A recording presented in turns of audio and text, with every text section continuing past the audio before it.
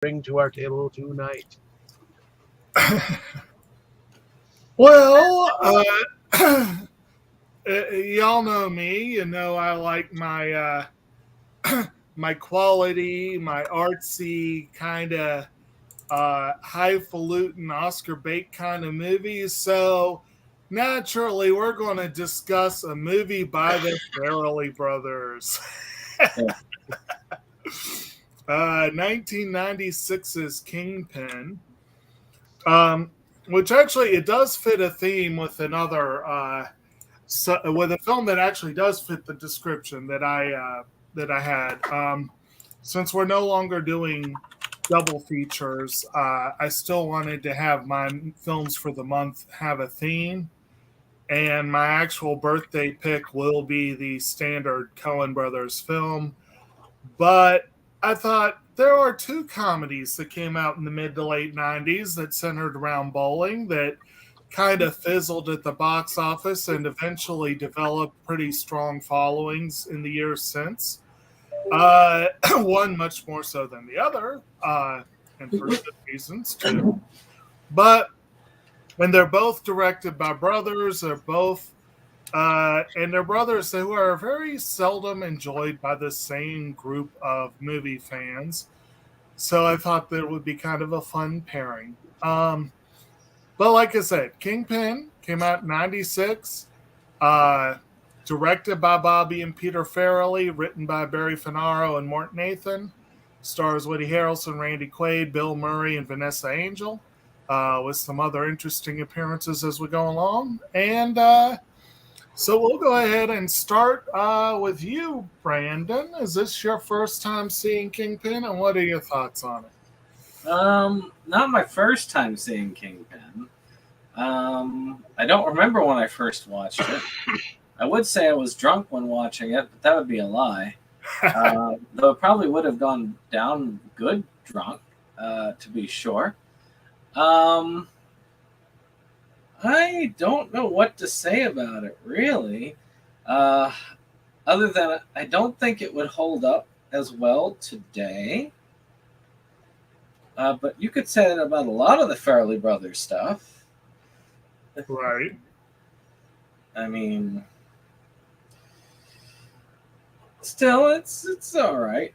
I didn't have any issue with it. I thought it was decent enough. So I'll go with that. It was okay. It was okay. Right. High praise, Harrelson, but I like Woody Harrelson, but there are better movies. Right. Actually, I believe this year that this came out, I think, was the year that he did The People versus Larry Flint, which was definitely a more impressive Oscar bait performance. But it might be kind of fun to watch the two back to back sometime, actually. But anyway, or you could watch it back to back. Well, I'll come to that in a bit.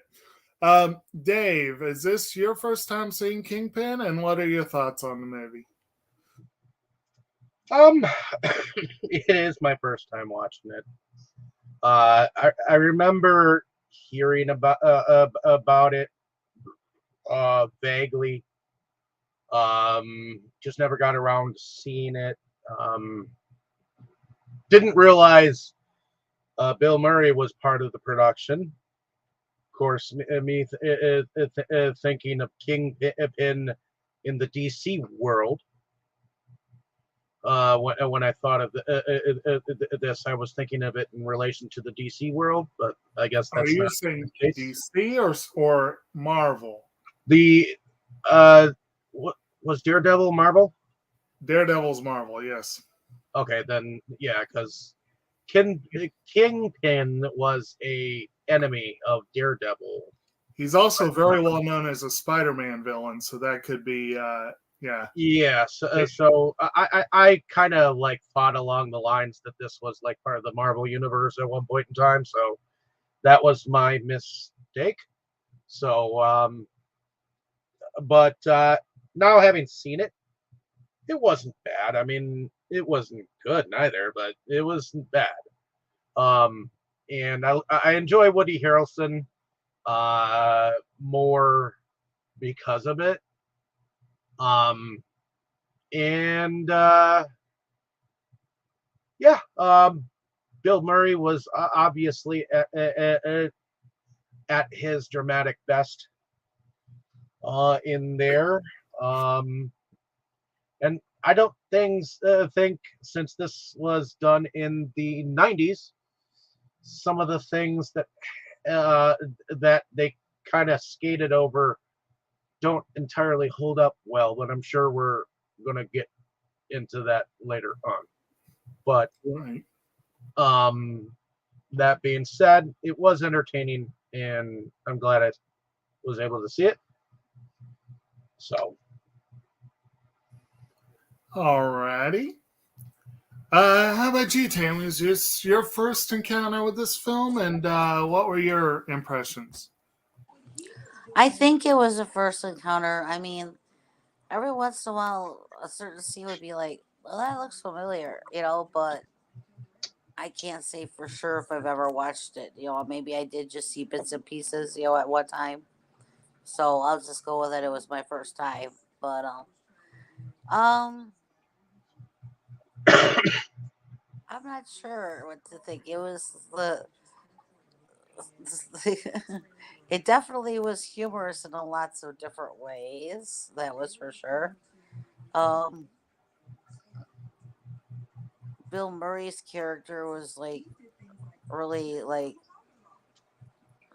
mean and nasty, to a point. It was kind of. I guess I wasn't used to seeing him quite like that, because a lot of the other movies I've seen him in, so he kind of surprised me. Of like, wow, okay, um, but it was fun. It was funny. Um, like, but I don't know. I mean, I don't know what else to say. I mean, I'm glad I watched it. I guess I wouldn't mind watching it again sometime. So I think it was a little bit more humorous than I actually thought it was going to be going into it. But the humor is just a little bit off. Strange. Yeah. Yeah. So, but yeah, it was all right. So I am going to do a quick follow-up question for all three of you before I do mine. How familiar are each of you with the movies generally of the Farrelly brothers? How much have you seen going in of the movies that they have directed? Basically, this film was the follow-up to Dumb and Dumber, and it was the predecessor to There's Something About Mary. They also directed Me, Myself, and Irene, Shallow Hal, Stuck on You. I like Me, Myself, and Irene. I like Dumb and Dumber. I like There's Something About Mary. So those agree that I know off the bat. See. Okay. I don't know who directs movies as well as you guys do, but all the ones you've mentioned, I've seen. You have seen Shallow Hal. I just said all the ones you mentioned I've seen. What's up? I will say There's Something About Mary is my favorite Farrelly Brothers film. Mm-hmm. Dumb and Dumber has a small place in my heart. And The Three Stooges was a good attempt. Right. The rest I'd sooner forget. Yeah. I actually liked that Three Stooges one. I didn't realize that he did that. He also did The Heartbreak Kid and Fever Pitch, and Peter Farrelly was the director behind Green Book, but he did that one solo. Talk about another one that didn't quite hold up, and not even Right. that year. Yeah. And then they produced a bunch of stuff like Outside Providence, which is one I enjoyed back in the day. Like for me personally, yeah, Dumb and Dumber's okay. I like Something About Mary. I like The Heartbreak Kid, although Ben Stiller is kind of nasty in his role. I hated Me, Myself, and Irene. My God, I hated that movie. They're all forgotten. The reason I ask is the Farrelly brothers are notoriously divisive, partly because they revel in shallow, dumb humor that the critics just don't consider to be real filmmaking generally. But also they like to dance on the line between good and bad taste. And oftentimes they'll do a little two-step shuffle on it and destroy the line completely and then piss all over it. So, and they did that a few times in this movie, but not as badly, I think, as they did. Like Me, Myself, and Irene, I felt like they were pissing on that line the whole movie long. That's one of the reasons I hated it. This one, I imagine, probably would tick off a lot of people in the Amish community. Yeah. Probably certain other groups too. But we'll get into some of that as we go. But for me personally, I knew of the movie when it came out. I think I kind of had an interest in it in college, but I think I was aware it was a Farrelly Brothers movie, and that kind of was like. Also, I think my introduction to them, well, it probably was Dumb and Dumber, and then There's Something About Mary, and then Me, Myself, and Irene. And I think, I guess the whatever cred they had for Something About Mary for me was spent by the other two. So I wasn't in a big hurry to check out their other stuff. I honestly could not say if I ever saw Fever Pitch, although I didn't realize that was a Farrelly Brothers film. I never saw Shallow Hal, and that was one, and Stuck on You were both ones that I heard things about. I mean, Shallow Hal wasn't horrendous, but that's not saying anything. Right. Well, basically, like I say, you don't watch these movies to watch something tasteful. That's the simplest way to put it. But if you're interested in good, dumb humor that may be as many misses as there are hits, and I said that right as the trailer on the IMDb page showed the bowling ball hitting Woody Harrelson in the nuts. That was perfect timing. Basically, I can't swear to it when I first saw this. I can't swear to it the circumstances I first saw it. And I can't swear to it if this was, I think this was only my second viewing of the movie. It's been a while, and I did not remember it well at all. There was a lot of it that felt like a first watch, and I'm like, I really don't remember much of this.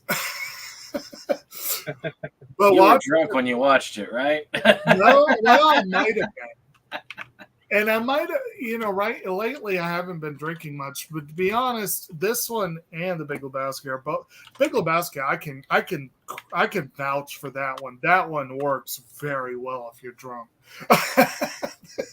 This one I think would work very well if you're drunk. But I can't swear to it that I can speak from experience on that. Or strangely enough, with any Farrelly Brothers film, I can't swear to it I've watched any of them inebriated. Maybe? But anyway, that's neither here nor there. I'm not 100% sure that I would say doesn't hold up well in the sense that some movies, I would say that. I would say that a lot of the stuff that is off in this film was off when it was released. And just... there have been a few changes, and one thing I had forgotten And I have to admit, it amused me. I'm amazed it amused me. And it probably has something to do with how much a fan I am of Bill Murray. He plays the biggest friggin' creep in this movie. He is an absolute womanizing, hand-wandering cad who somehow has everyone eating out of his hand. He is a silver-tongued devil who doesn't even try to hide what a creep he is and still gets away with it. There are some people like that in society. But it's played for comedy here, and it's probably just because Bill Murray is awesome that he gets away with it. If it was a lesser actor, oh my God, that character would be... But actually, that might be as good a way as any to segue into the basic setup here. So, Murray plays Ernie McCracken, or Big Ern, as he likes to call himself, who has actually a very small role in the film. He's big early on, and he shows up for the pivotal final act of the film. And in between, we just don't see him. The film mostly centers around Roy Munson, who is played by Woody Harrelson. He was a bowling ace. He was raised to bowl. That has been his passion his whole life.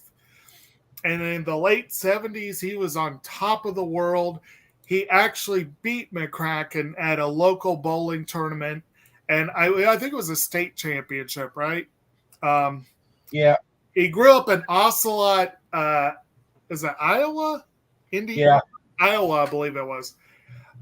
Which I just thought that was awesome because Ocelot's my spirit animal. So I just love the idea that there's a town somewhere called Ocelot. Too bad they wasted it in this film, but you know. So he becomes basically like the state championship of some podunk Midwestern state. And he beats Ernie, and Ernie, again, just the silver-tongued devil. The audience knows something's got to be up here. Roy doesn't see it coming. Yeah, he ends up putting sugar in Roy's gas tank. Yes, he puts sugar in his gas tank, and just happens to drive up on him. And he ropes Roy into a con.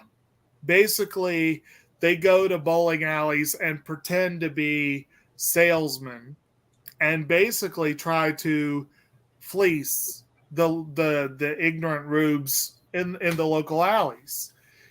And they end up getting caught. And Ernie flees the scene, leaving Roy, in trouble. And they end up putting Roy's hand down that, like anyone who's ever been bowling, they know those machines that the balls come in and out of, they got those signs all over.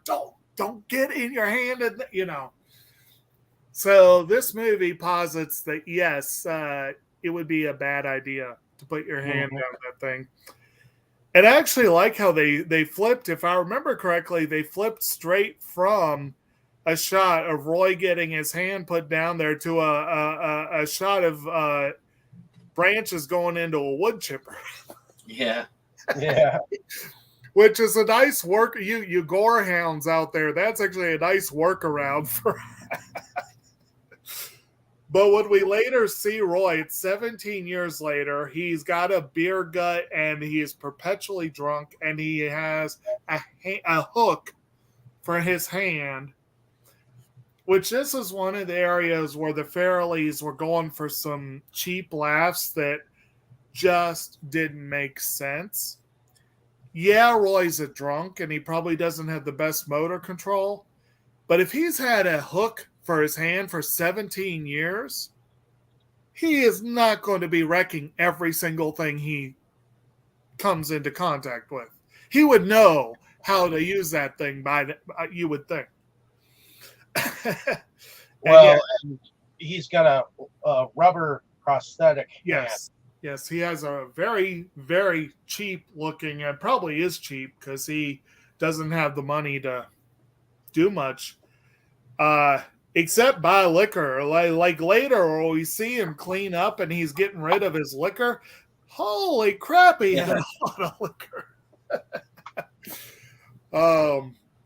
But yeah, that was probably like 2 years' salary right there that he was throwing away. It was. Anyway, apparently he is a traveling salesman now. He's trying to sell bowling supplies and not doing very well at it. He's getting ready to get thrown out on his ass by his bony, scary landlady. Who is played by Lin Shaye. Yes. And apparently she had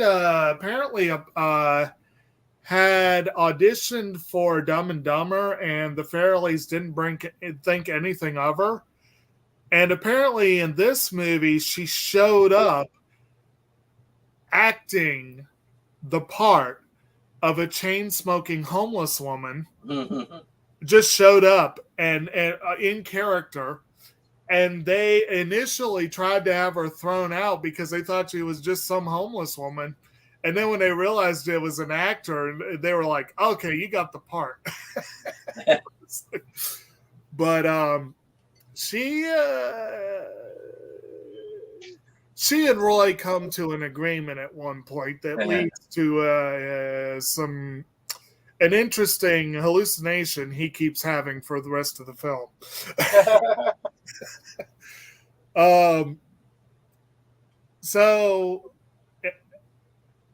And I did say Roy is Woody Harrelson's character, right? I feel like I did. Yep. It's important. And here's something kind of fun, though. Because I've been watching a whole lot of Cheers lately. We're up to season 6 right now. And, of course, Woody Boyd was from Hanover, Indiana. So, again, somewhere out in Podunk, Midwest, basically. And he plays a complete cornpone country person there. So here it's interesting. Roy and Ishmael kind of play two sides of Woody in a sense. But there is an episode in season 4, I think, called From Beer to Eternity, where the boys in Cheers are getting their asses handed to them by a rival bar in every sports contest they can think of. And they finally get roped into a bowling tournament. They find out Woody is a bowling ace and try to bring him on the team as a ringer. But he has given up bowling because of a horrible bowling accident where he maimed a fellow player. And I do have to wonder if the Farrellys had that episode in mind when they wanted Woody Harrelson for this role. I do wonder about that. I haven't seen anything mentioned, but if nothing else, it is kind of funny that there are so many parallels in these two storylines. Okay. But here Roy is a little less naive than Woody, that's for sure. He's a little more, and he's definitely a lot more cynical. A lot, he has losing his hand will do that to you, especially because it was his bowling hand. That he literally lost his livelihood. So he wasn't happy about that. But one day, while tanking horribly at his job, he happens to hear someone bowling behind him and knows just from hearing that he's found a potential protege. And here we meet Randy Quaid's character, Ishmael, who it turns out, is a member of the local Amish community, who has been sneaking out to the bowling lane here and there. Apparently his grandfather had, I believe it was his grandfather, had taught him to bowl when he was a child. And it's been one of his few vices that he has allowed himself occasionally, but apparently enough to where he's gotten pretty darn good at it. And Roy glomps onto him and tries to recruit him on the spot. And Ishmael's like, no, I do this wholly in secret. I do it for fun. No, I can't be part of that world, you know. But then Roy gets kind of desperate, and he concocts a scheme to recruit Ishmael. And so up to this point, does anyone have any anything that important plot information they feel like I've overlooked, or anything they want to say on the character of Roy? Or some of the other characters who show up early in the story? Well, as far as Roy goes, he's a little oily around the gills. At least after, as Roy the salesman, and what he acts like right now, he's kind of down on his luck. He's like bottom of the barrel at this point in time, you know. And when he hears a dude, and you realize it's Randy Quaid underneath that mushroom cut mop. I don't know why, but Randy Quaid is one that I never really saw in that role. So that was kind of it was an interesting role for Randy Quaid. Right. Yeah, it definitely was an interesting role.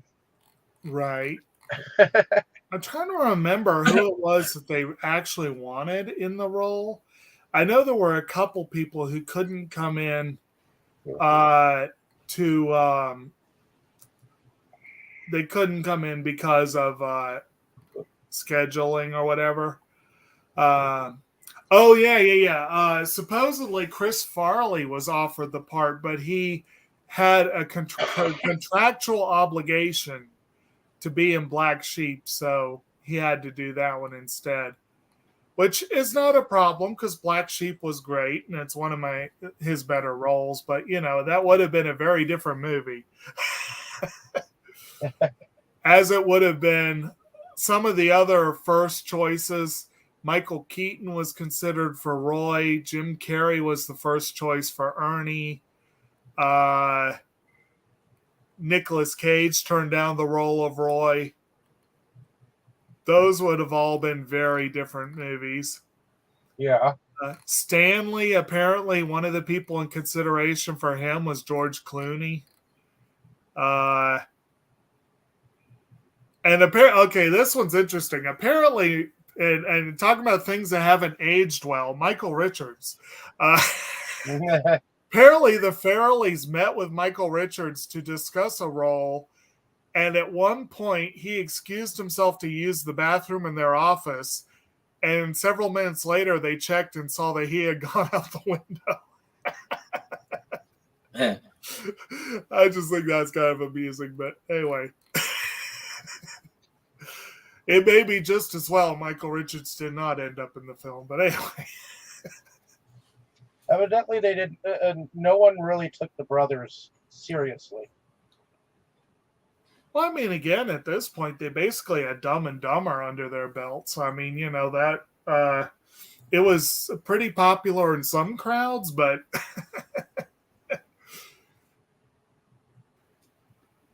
but yeah, it was a little, and you say no one took them seriously, but they still managed to get, you know, a pretty good cast here. You know, they got some good folks. But yeah, I do admit Randy Quaid is kind of an odd choice for that. And I got to admit, I can easily see Chris Farley in that role. I could easily see that. But Quaid does do a good job, though. He's actually smarter than Cousin Eddie, but much more naive. So, yeah.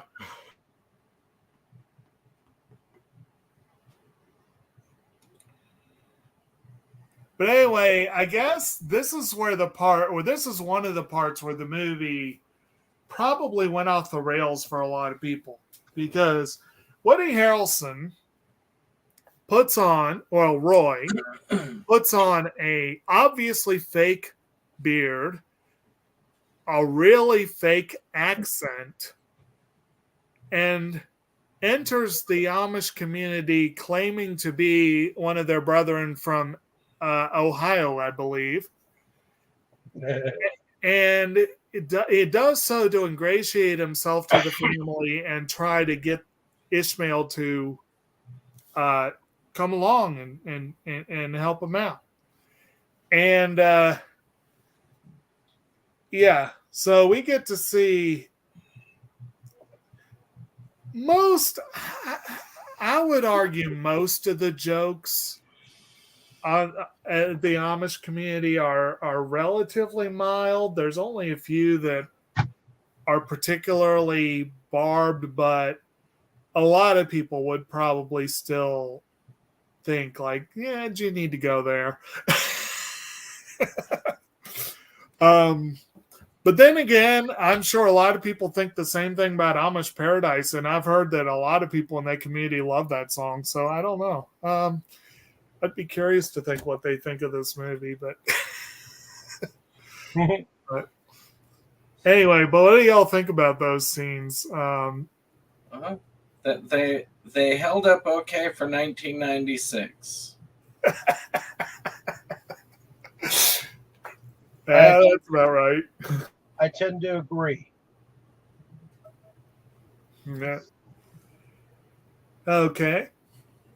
So, he does manage to talk Ishmael into joining him, partly because he happens to overhear, I believe, you guys can correct me if I'm remembering this wrong, but I believe Roy overhears that the community is having financial troubles.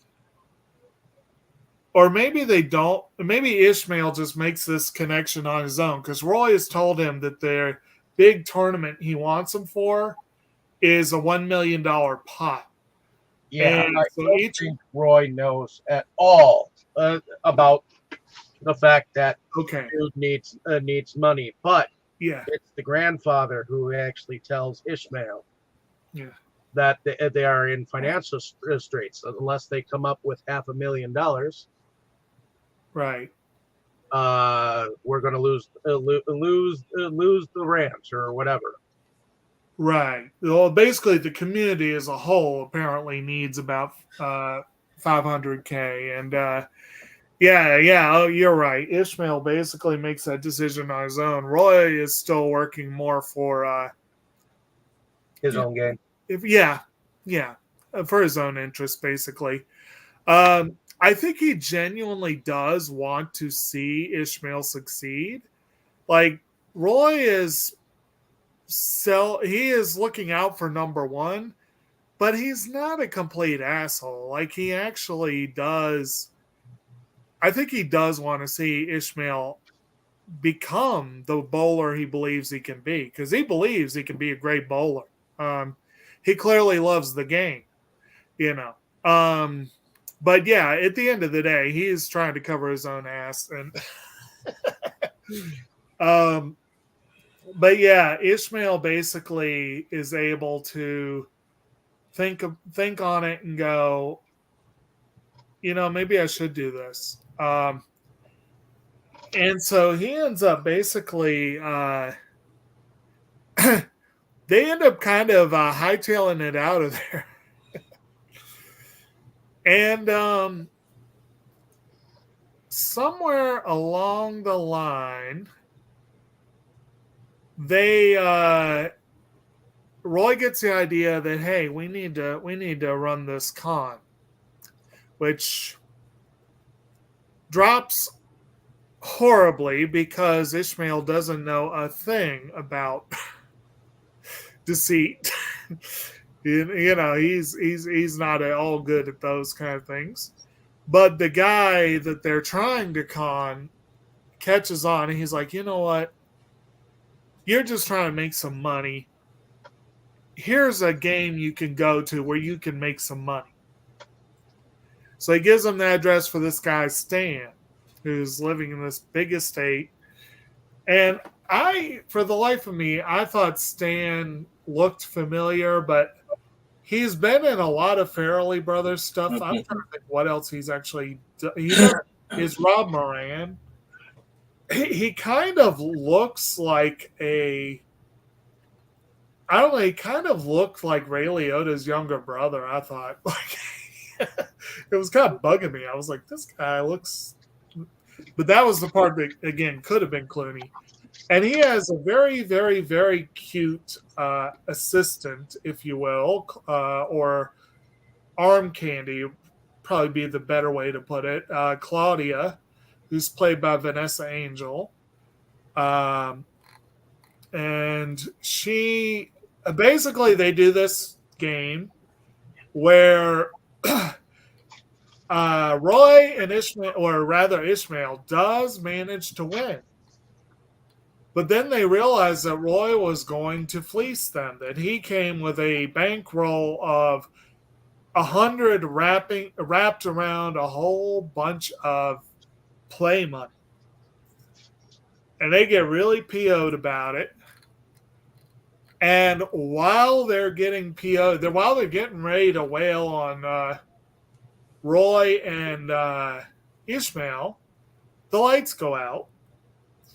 And Claudia ends up hustling them out of there. It turns out she wasn't particularly happy with that arrangement. She wanted out. And she was willing to... She saw her opportunity and took it. Let's put it that way. And so she joins them for a bit on their road trip. And so what do y'all think of that encounter? And what do y'all think of our new cast member, Claudia?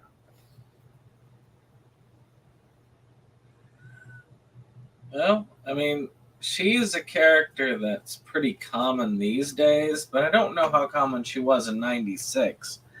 The whole trope of the hot female utilizing her looks to kind of a hustle, and I mean that's just a familiar trope, but with the heart of gold in the end.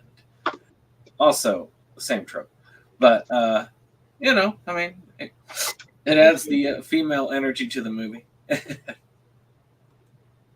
Are you asking about Claudia? Yes.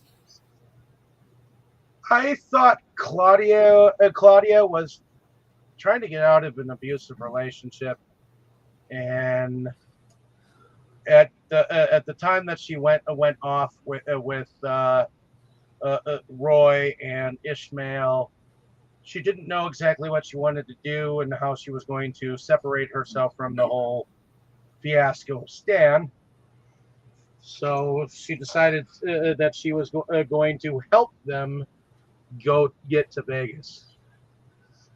So to me, I thought it was a good idea on her part at first, but Roy didn't want her to take Ishmael away from him. He wanted the credit. It was kind of a shaky relationship. She was cute. She especially when they argued. Okay. But other than that, I mean, we do get that whole fiasco before Ishmael ends up running off on them, But right. I think there were a couple of things that were like the fact that her boobs bounced around. And at first he was like, "I'm not going to hit a woman." Oh, you talking about the thing where they are having that parking lot brawl, and she showed some very unusual dexterity in her torso. Yeah, I gotta admit, the parking lot brawl was hilarious because you don't usually just see the straight up fist fight between Right. the male and female characters in the movie. Right. but yep. Did anyone else think that she had a distractingly uneven accent? Because I kind of did. I think Vanessa Angel, I believe, is British, but I felt like there was an undercurrent of some kind of accent here, but that she was trying to be American. And it just, I thought it was a little uneven, but was that just me?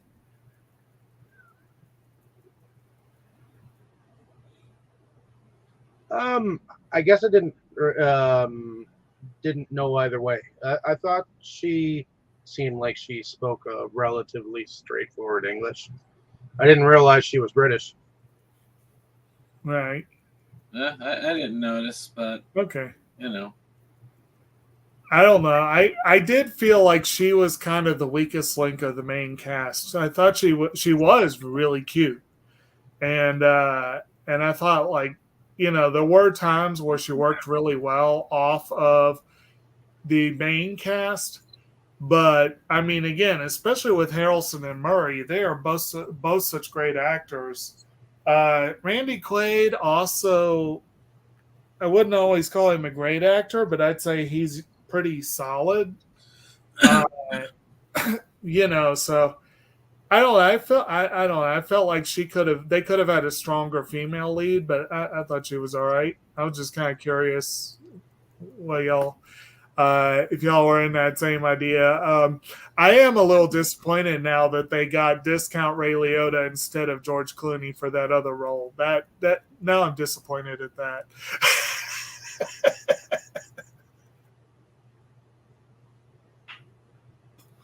But at any rate, as Dave alluded to, while they're having fisticuffs, Ishmael runs away because he feels like they've both betrayed him by being unable to get along. And he also heard much of their argument. He knows that, they were using him, which I think he was kind of aware of, but it still hurt to hear it,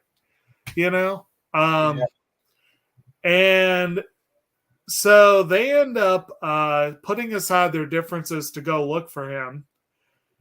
And we come to this interesting scene where apparently, like all good Amish people who are out in the big world for the first time, he finds his way to a strip club and apparently had an 8-hour lap dance. Now, I gotta say, that girl must have had some great endurance.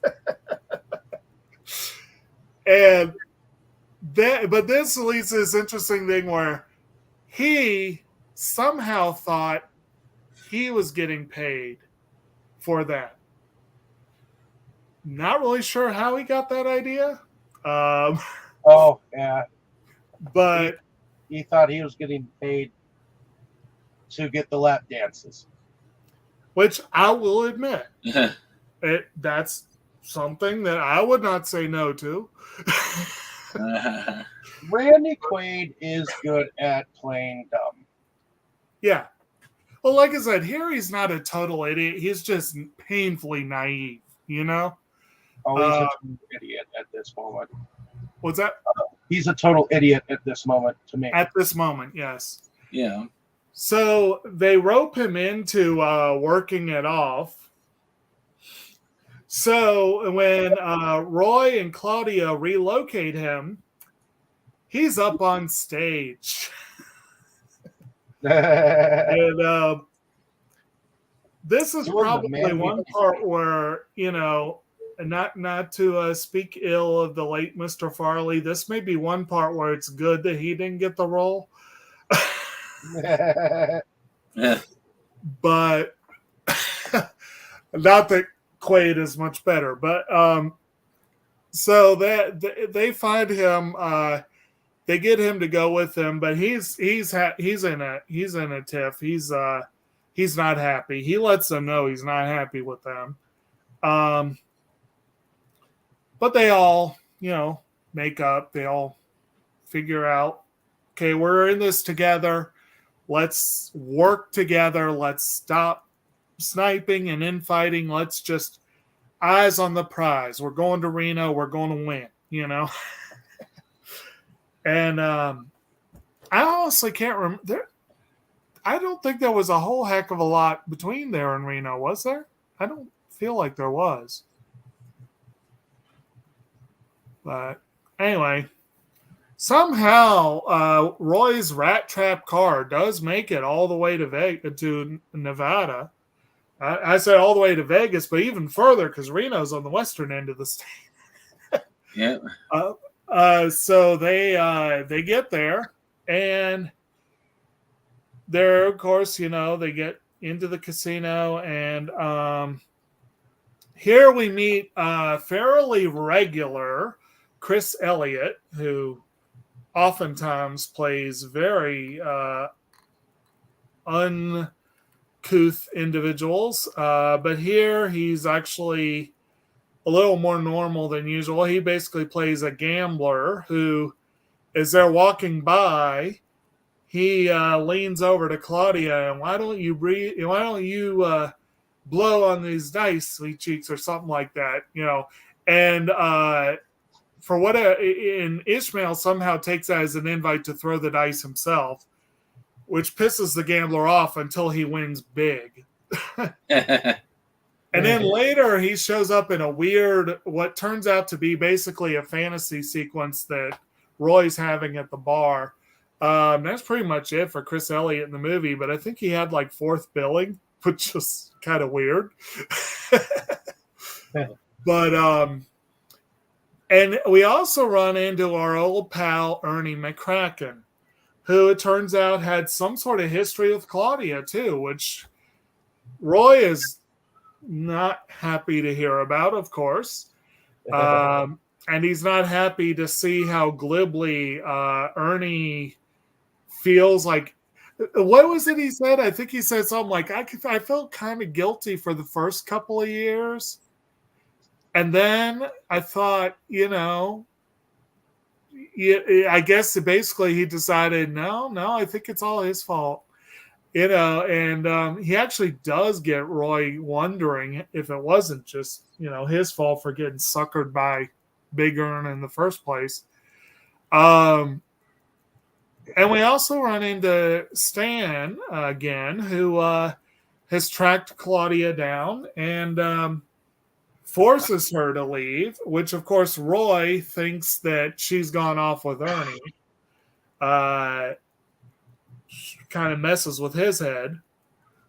And when Claudia disappears, she takes all their money with her. Which, Roy's like freaking out. He tells Ishmael, tell me the money's safe. He's like, oh yeah, it's good. I give it to Claudia. Yeah, that's so basically Roy thinks she screwed him over. He suspects that Ernie's involved. I'm trying to remember exactly how it came about that he was entering the tournament. Oh, it's because right. Ishmael decides to come to Roy's defense and throws a wild punch at Ernie, I believe, right? I think it was because they didn't actually see Stan. I think it was Ernie. Throws a wild punch at him and breaks his freaking hand. So, yes, Dave, he does do dumb shit. Yeah. And so basically, At the 11th hour, they decide Roy will enter the tournament, prosthetic hand or no.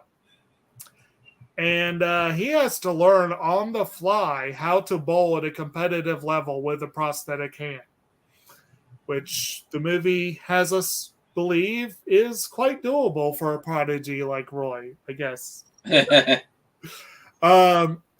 do like when he goes to register and he's like, Munson, Roy, whatever. And they just look at him, seriously, what's your name? Well, yeah, did we go over the fact that his name is actually used as a euphemism for loser? Yes. Okay, so, well, not loser so much as someone who has everything going for him and then loses it in an excruciatingly embarrassing way. That's my slightly embellished definition, but it's basically what Munson means. And we come to find out that apparently even Ishmael in his, well, he probably picked it up at the bowling alley. He probably didn't learn it in the Amish community. But even Ishmael knows that phrase. And that's where we first learn about it, is he says something about being Munsoned. And Roy just looks at him and just like, what did you say? Like, and I think, was it 3 times in the movie that Ishmael says something about someone being Munsoned? And every time Roy says something and Ishmael thinks he is, that he misspoke, that he misstated the phrase, I guess you could say, like he doesn't put 2 and 2 together that Roy is got that name and that Roy wants to know why he's using his name as a euphemism. You know, and that is kind of you got to admit that would suck to learn. And we find out later that Ernie knows it too, and I think Ernie actually uses the phrase to Roy's face just to tweak him, if I remember correctly. Yeah. Yeah, and that's but there again, we got to say about Ernie. He can do no wrong. People think the sun shines out of his ass. Like that commercial that he did. He was doing a lot more sexual things to those muckers. I know. He was like, he had himself a MILF harem. There's no 2 ways about it. He's doing this commercial that's supposedly about helping children who don't have a father figure in their lives. And he is shamelessly handling all, and they all happen to have really hot mothers. And it's like, oh man, and it's like all these fembot mothers. This guy has a commercial on national television where he's showing the world that he has his own MILF harem that he put together through a charity, and everyone loves him. And it's like, wow. That's the sad thing is, stranger things have happened. But I think that's one aspect of the movie that even more so than certain parts of the film might not have aged well, certain parts of the film wouldn't get made today. And I have a feeling that character would have been toned down a lot or rethought altogether in today's,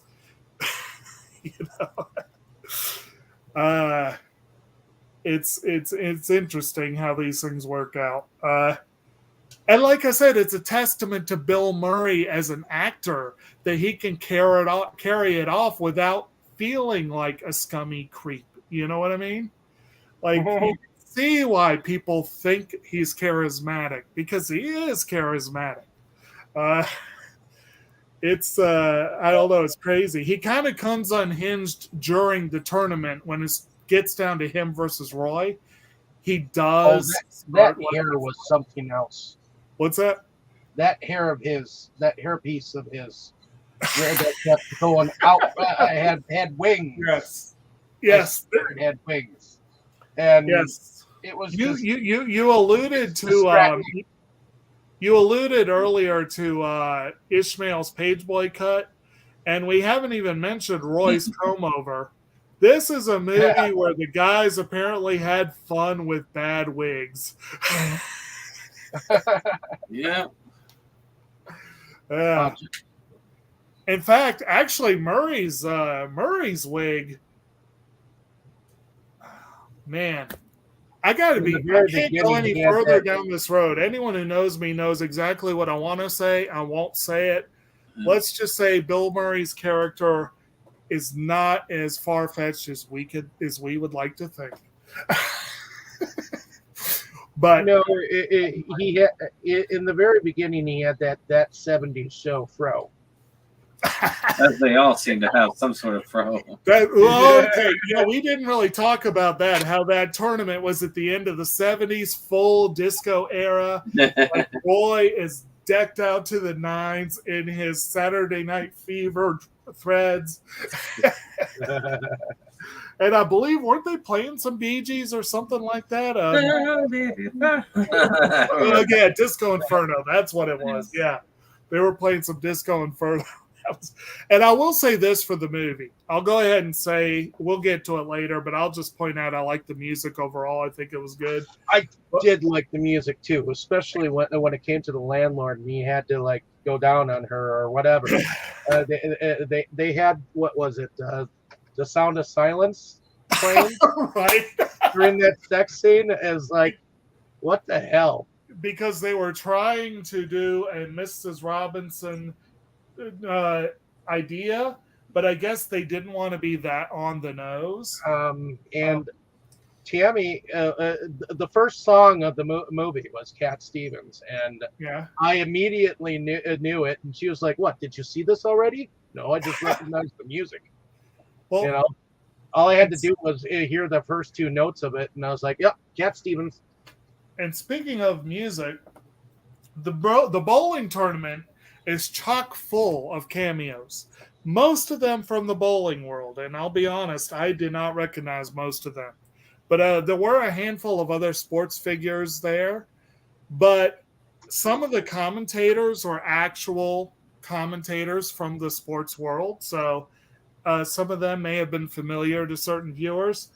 But the one that really caught my attention and amused the hell out of me was when we were first introduced to the tournament, and we got the guy doing the opening announcements, and I'm looking at him like, that ain't never John Popper. And I looked it up, and I'm like, it freaking is. John Popper, the front man for Blues Traveler, is the announcer in that scene. And then Blues Traveler shows up dressed in Amish garb for the final scene. And I just love that. I love that they cameoed in there. But at any rate, so we have a tournament. And Roy does inexplicably well for someone who's so out of practice, and especially with his appendage. Basically, Ishmael is his cheering section. And he's still stinging from Claudia disappearing. At one point, Ern tweaks him by having a message come up on the board from Claudia saying, "I'm so sorry, please, let's get married." And then, you see Roy kind of actually thinking about it, and then he turns around and sees Ernie and his friends just mocking him, from... And then, the weirdest thing happens. The movie sets up the big confrontation between our beleaguered hero, such as it is, and this grade A douchebag that you want to see lose. And Ernie wins by 1 point. Wins the tournament. Spoiler, folks. And he does get a sort of defeatment, out of that whole thing, because the character did not win. Right. I actually kind of give the movie credit for doing something like that. Yeah. That's the unpredictable end. Right. Well, it sets it up. Brandon, you would appreciate this because this is like one of the games you would run where the announcer, as good as in the voice of Brandon here, Big Ern needs to roll 3 strikes in a row. He couldn't possibly do it. And what does he do? He rolls 3 strikes in a row. Now, and what's more, this follows Roy making an impossible shot where he rolls a split where the only 2 pins left are the 2 on either end. And he manages to get them both. He manages to make a spare with the hardest possible one. And that looks like it's setting him up to win. And then Ern goes and does 3 strikes in a row, and he wins. And then this is the part where I'm like, this is uncomfortably, painfully close to certain things that have actually happened since.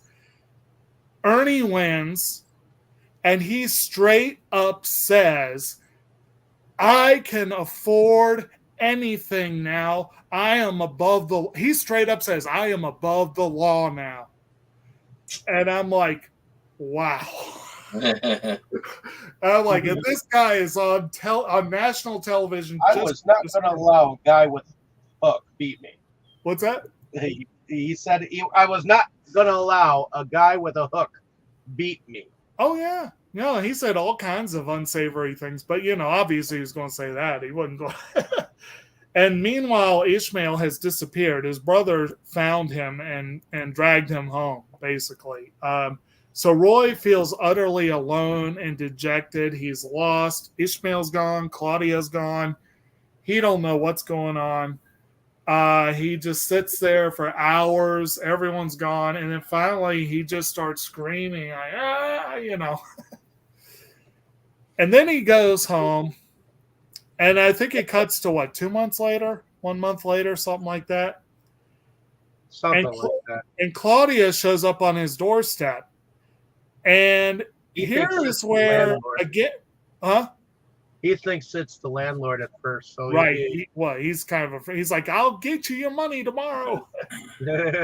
But here is where the movie also plays another clever bait and switch. I give them props for a couple of their late game bait and switches that they pull. You think he has gone right back into the bottle, that, my God, this movie's not going to have a happy ending.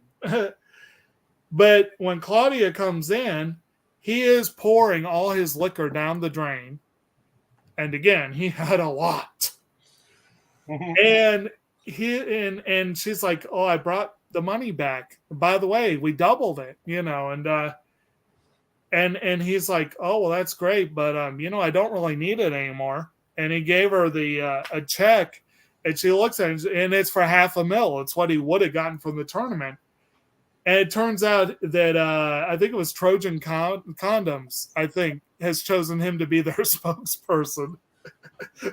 Because one thing is that we didn't mention is because of his prosthetic, he had developed the nickname Rubber Man.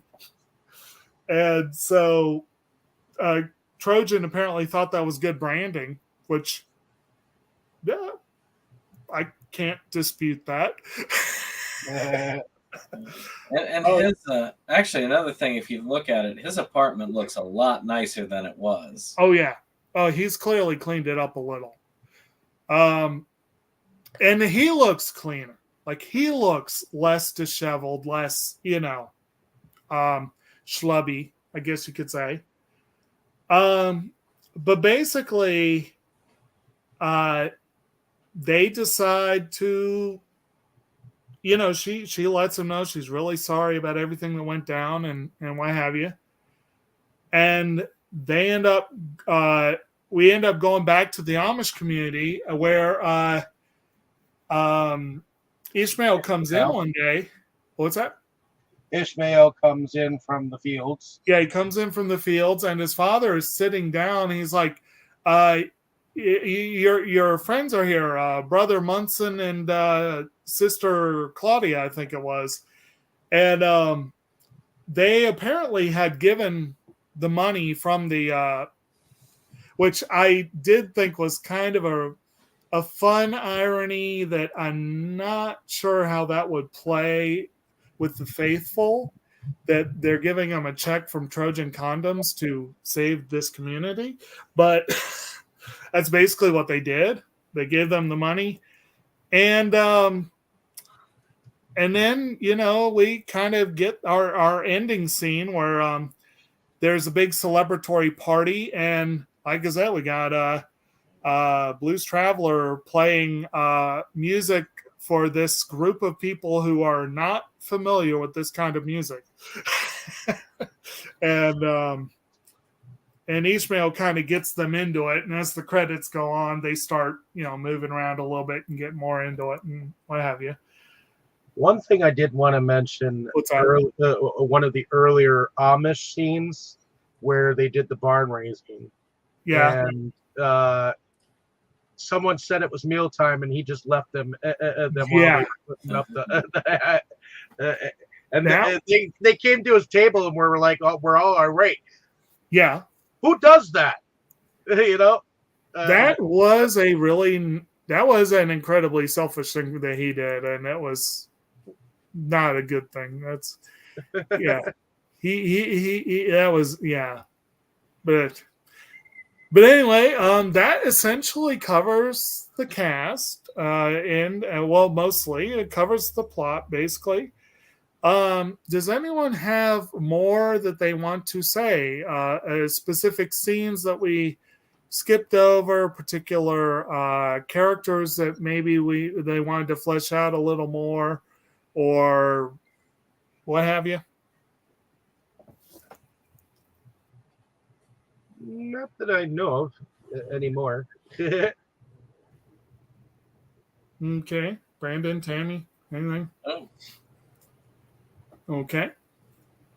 All right. Well, I guess then let's go on into production. Like I said, I think for the most part, this is a pretty decent production for the mid-90s.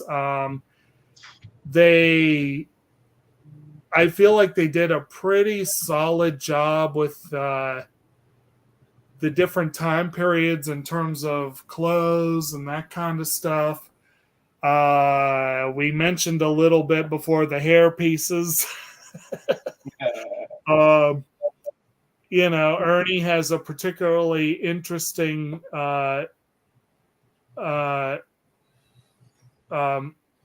what's the word I'm looking for? Wardrobe at his disposal. Although Roy's got some pretty interesting wardrobe too, come to it.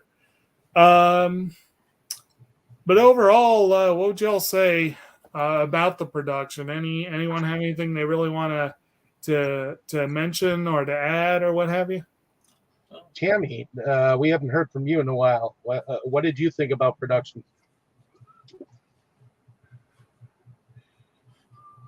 Okay.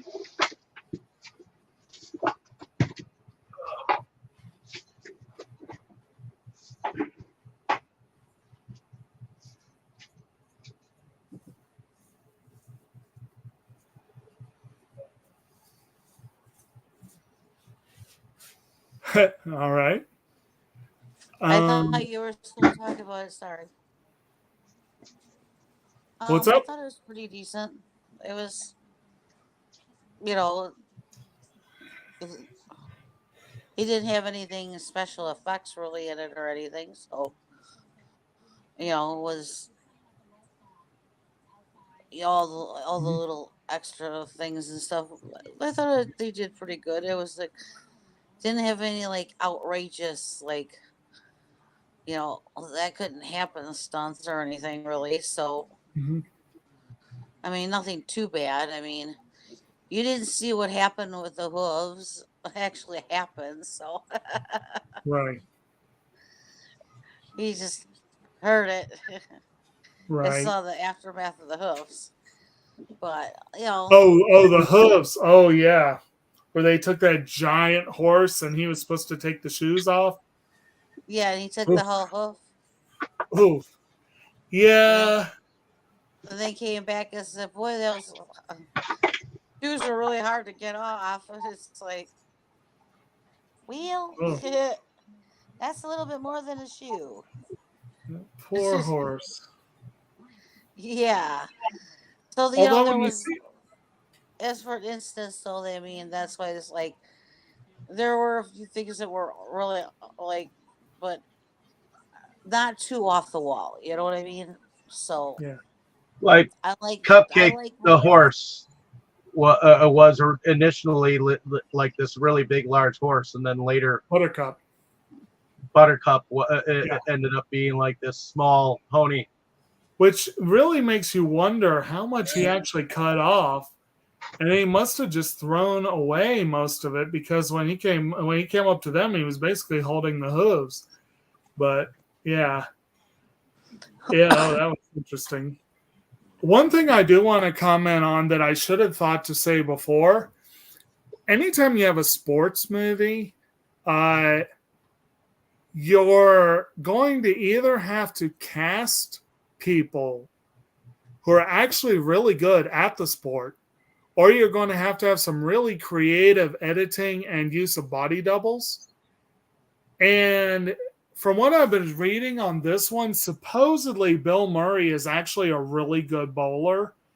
And supposedly he actually bowled most of those, if not all of those strikes that are shown in the film.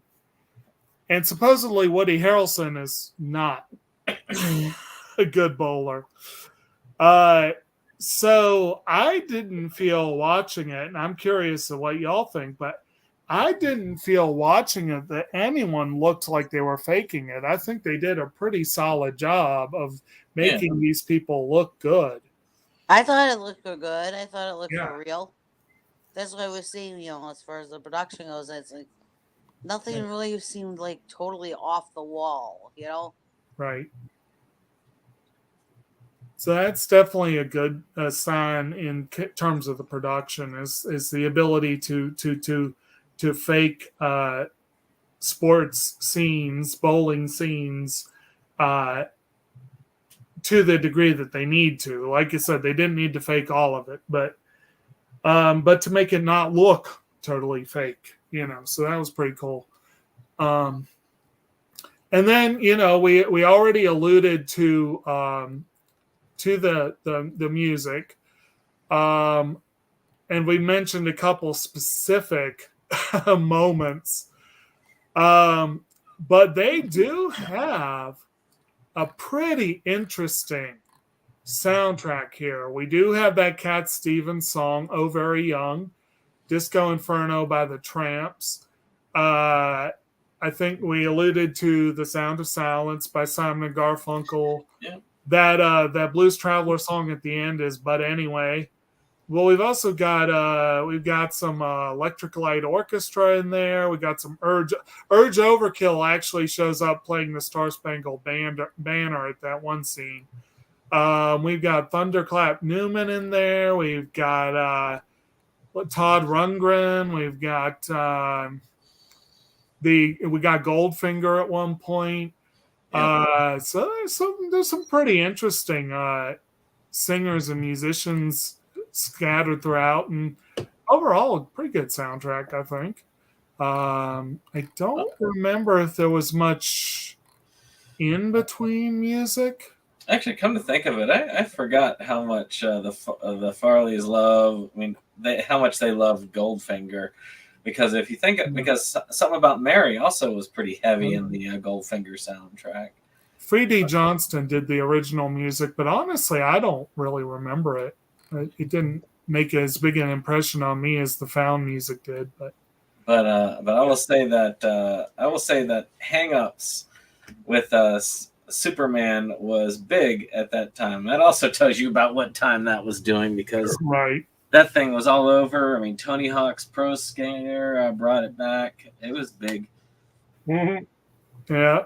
The soundtrack does give you a pretty solid '90s vibe, I would say, except for the parts that are meant to be older. But I think the production was serviceable for what was there. I mean, I believe that the locations of each bowling alleys looked like where they needed to be. Like, it's very possible that they might have used the same bowling alley that he was in when he was taken to the cleaners with his hand. But when he found the Ishmael, I do think that the two were as opposites as could be, as far as anything. Because Ishmael's character was like having a blank personality, not interested in anything, used to the simple life, no need or want to have anything electrical or be anywhere else but Amish, you know.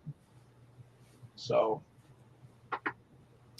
I thought the production was pretty darn good. I thought Woody Harrelson's the way he was dressed was definitely dressed 70s style. That suit that had the patches, I believe, it was like baby blue.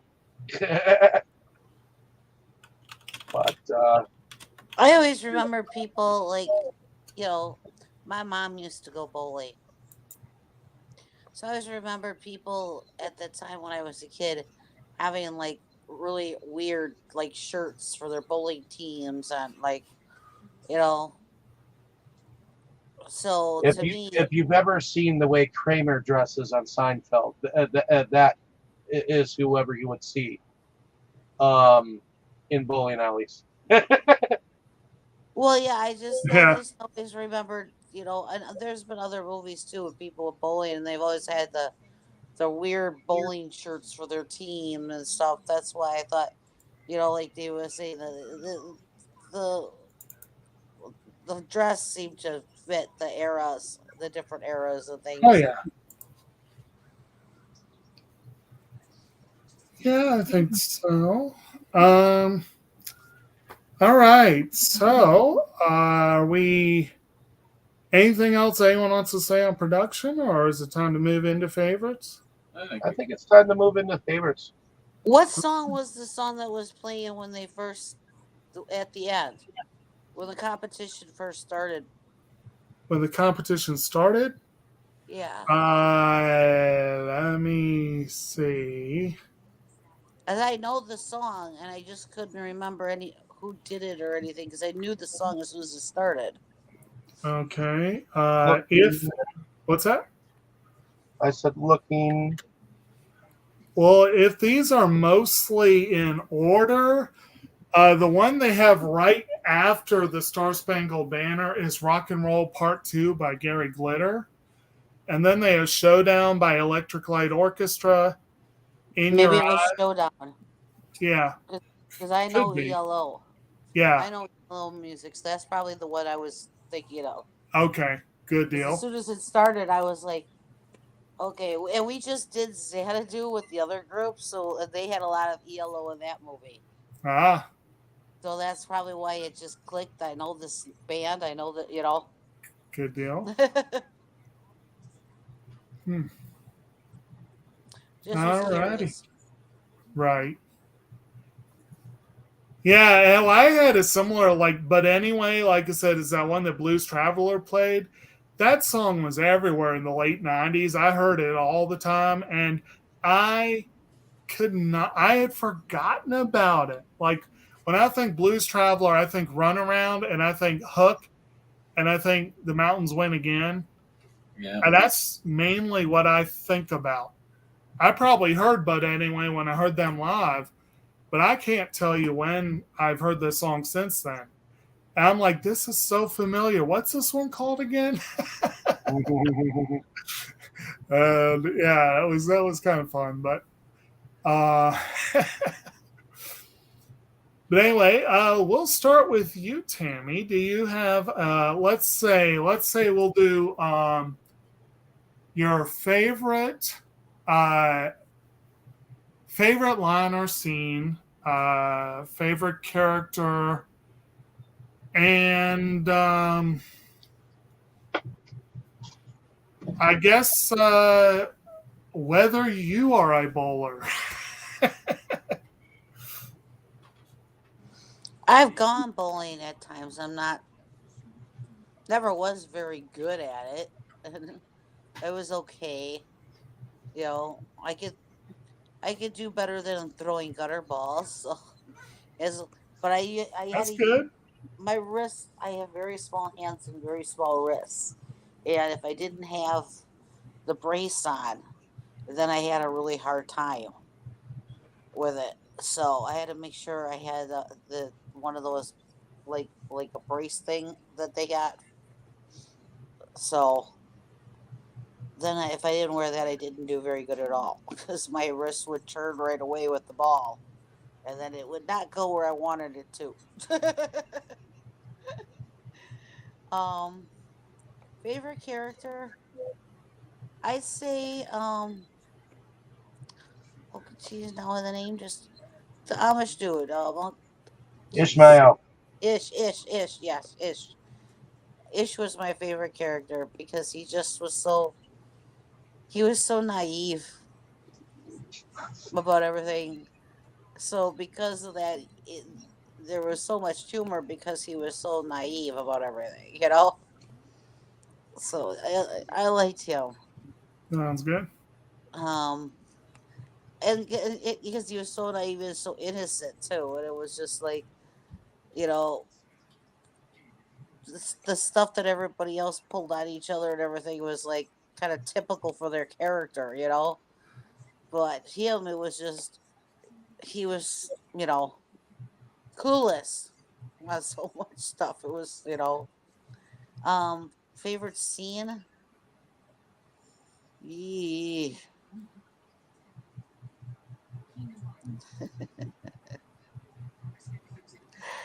um, It's gonna sound gross, but my favorite scene was after he had to do it with the landlady.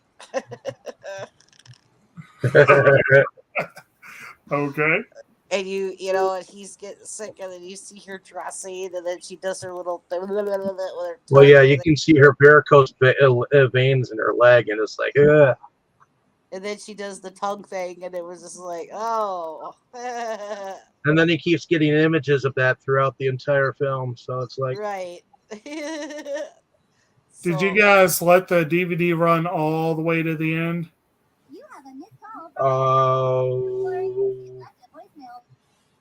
We don't have it on DVD, so we watched it. We watched it on the download, but Okay. I'm not sure if it. I'll have to rewatch that. If you play it all the way to the end, you didn't miss much unless you actually really like that. They do at the very end. There's an extended sequence of that. Yeah. Yeah, I don't know if it had it or not. We kind of, as soon as it got done, we kind of had to get ready to go pick up my truck. So, if it did, we might not have realized it because we had to scramble to get ready. Yep.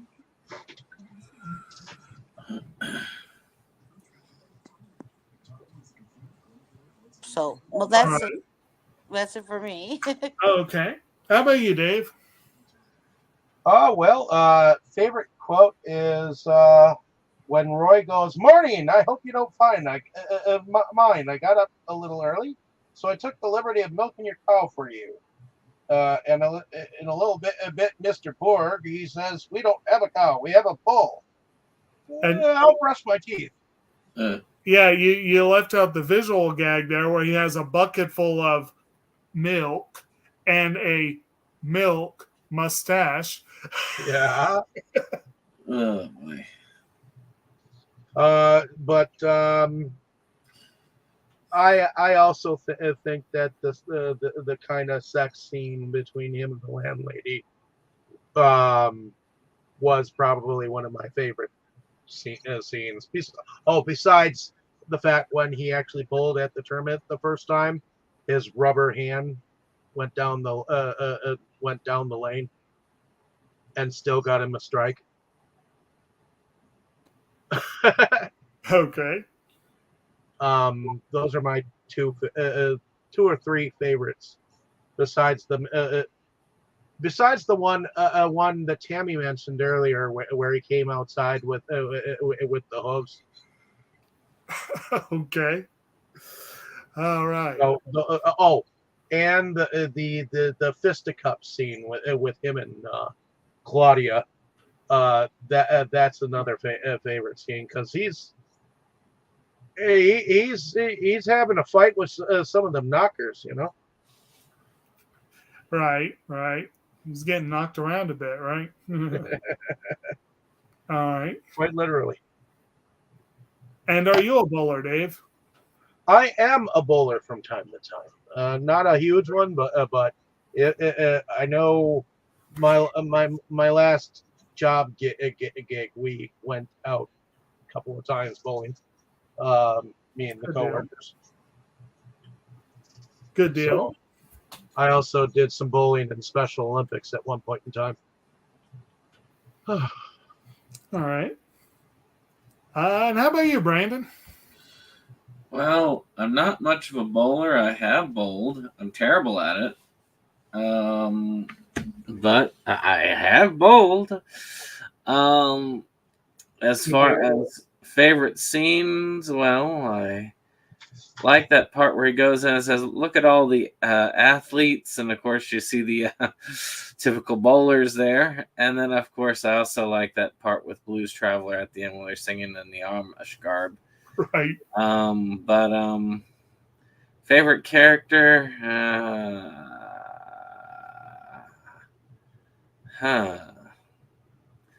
maybe Bill Murray's character, even though he's a dick. I'll give him that. All right. And I kind of wish I could do more bowling. The last time I went was a company thing where we had someone that we joked was a ringer because he was so good at it. It turned out like our branch manager and one of the librarians were both so good that it put everyone else to shame. But the person I was competing with, I beat. So, but that's a really cool lane, and I hope I get to go back. And I do, I bowl now and then. I'm not great, but I'm passable. As far as this is one of those movies where it's hard to pick a favorite character. The one that is my favorite to watch is Bill Murray's character, Big Ern. But Big Ern is such a douchebag that he is not a favorite. He's the guy I love to hate. I was rooting for Roy and Ish and to a degree for Claudia. So, they're not bad protagonists. As far as favorite scenes, I do like, again, a couple of those kind of bait and switches they pull at the end where they actually keep you a little bit guessing about exactly where the movie's going. But if I had to say my favorite scenes, it's probably got to be that commercial that Big Ern had. It was all kinds of wrong. And I just loved it. I don't know. Yeah. So I guess that's probably it for me. So, does anyone have any final thoughts, or should I hand it back to you, Dave? I guess if I had to choose my favorite, because I forgot to choose a favorite character, I would choose Galore. Okay. But if you wanted to leave it up to me to carry us through the end, I'll take us there. So take her away, Dave. Let's go around the circle and tell us a little bit about ourselves and what we do. So, Tammy, go right ahead. Tell us a little bit about yourself and what you do. Well, I go on this channel and another one with David and my fiance and talk about movies and listen to everybody else's opinions, and a lot of times end up watching movies I haven't seen, which a lot of times is a lot of fun. And right now just keeping busy with that and work, and in the summer I'll be out with my car. Alrighty. Heading over to you, Jake. Why don't you tell us a little bit about yourself and what you do? All right. I am Kotobukijake. I am the co-host on occasion. The YouTube channel SeptumSin versus the World, where we do periodic content involving media of various types. We recently had a episode of our series Anime Anticlimax, where we talked about a largely overlooked, pretty fun little early aughts Bones production called Scrapped Princess. I'm also in control of this month's discussion, which is going to be the 90s OVA Oh My Goddess, which actually I'm going to go ahead and press you to be on that one, Dave, if you can make time, because it's only 5 episodes and it is a classic. So Super. Who knows, Tammy, you might even enjoy it because it's technically a romance. But at any rate, it's that's about that. I keep very, very busy. Got a full-time gig that at the branch I work at just reopened after an extended absence. So we're seeing a lot of familiar faces who have been chomping at the bit to come back to where we are. And on top of it, I'm trying to move, which is always a pain. And it's my birthday month, which also is always a pain. But at any rate, always trying time to, like I said, this was not my typical kind of choice to make. But for my birthday month, I always like to have some sort of a theme.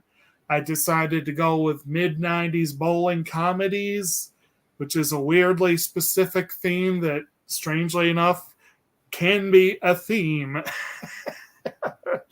And so look forward to the next one in 2 weeks when we do The Big Lebowski by the Coen brothers. That's going to be good times. Alrighty. Heading over to you, Brandon. Why don't you tell us a little bit about yourself and what you do? Oh, I'm SeptumSin of SeptumSin versus the World. We like physical media on the channel, and we try to put on a show every once in a while. But one of these days we'll get our slot back and kick some butt. But we are working, of course, on a show called Tabletop Horror, which is almost done with its first season. We just finished another episode, so that's going to be good. And I am the director of a film that is getting closer to release called Amityville Webcam. I'm actually getting through the final hurdles, which will hopefully result in a physical being sold soon. And Evan Jacobs is presently downloading all the files now so that you can purchase or rent the film digitally. So that's going to also be up soon enough. So I'm hoping by the end of the month we'll actually have an official release for it, and it can be Jake can actually be up for Best Actor for the Versus Awards for 2025. Woohoo! And it's next week is going to be Tammy's birthday pick, which is Kiss the Girls, I believe. Yes. Yep. And I just got to grab her DVD to get that up there for you guys. Probably do that tomorrow, if that's okay. And then I found out it's on Prime now, so I can finally watch it. Well, I'll still load it to some of you guys and gals. So, but is that pretty much it then, Brandon? That's all I got. Alrighty. And my name is David Straggy. I'm one of the founding fathers of Inside Movies Galore. So thank you for coming along with us on this fantabulous journey. I'm glad we got that set of pins down. Literally, as we speak, we are finishing up putting a menu in order for my anthology that we're working on. And as Brandon said, we are doing a birthday pick of Tammy's called Kiss the Girls. But I also hope you enjoyed our discussion here on Kingpin. But I also moonlight under a different channel called Delusions of Grandeur, where I go on and every Sunday we kind of do something similar, which I do believe that we are going to go on about a movie starring Patrick Stewart called Safe House, which was a movie that was done in the 90s,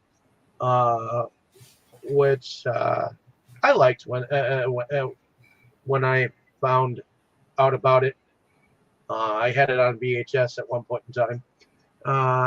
And yeah, looking forward to that discussion this Sunday. So the other thing I do on my channel is right now I've been doing a lot of game play with my PS4 games. Do some pickup videos from time to time, and every once in a while I do a film review of my own, in my own words, and what I thought of these films. Not entirely too deep analysis or whatnot, but I have fun doing it. So, but yeah, we're going to be having some exciting stuff going on. Where I guess Brandon is becoming a guinea pig for a little bit. So Yep, we'll see how that goes. I'm doing a guinea pig treatment to see if I can get it to work. If it works, then his film will work. Just wait. We'll get you a gerbil ball. But yeah. Oh, I forgot to say, the Schlockaholics actually had a brief moment where all three of us finally got together. Oh, wow. Yeah, me, Cody, and Mo did get together for an episode this Saturday. We covered Amityville Apocalypse, which has lots of cool people in it, including Kyle over there with the Amityville Spirit Box. So, and you can listen to us talk about him and all the other people involved on the Schlockaholics channel, as we had an excellent show. And on something a little bit before that, if you want to check out on the Nocturnal whatever, I showed up on the Don't Let Her In episode with Mo, so check that out too. Yeah, so it's still alive. We're still kicking somewhere, somehow. And we've got another episode coming in a couple of weeks. So we're still doing that. We're still doing the classic cuts. I think Mom might be trying for a Valentine's Day thing, but I don't know how many people will be on because, it's Valentine's Day. But, yep. Alrighty. Well, on that note, hopefully everyone. Hey, Kyle. Hey, Kyle. Glad to see you listening to us. But in any case, those of you who liked our discussion on Kingpin, let us know down in the comments what you thought of our thoughts on it, and just go out and see the movie if you haven't. I mean, I never saw the movie up until now, so I think it's worth a watch. For those of you who haven't seen it, I thought it was an interesting pairing. But like, share, and subscribe, and I guess we'll see you next week here on Inside Movies Galore. Everyone, say good night. Good night and good luck. Good night.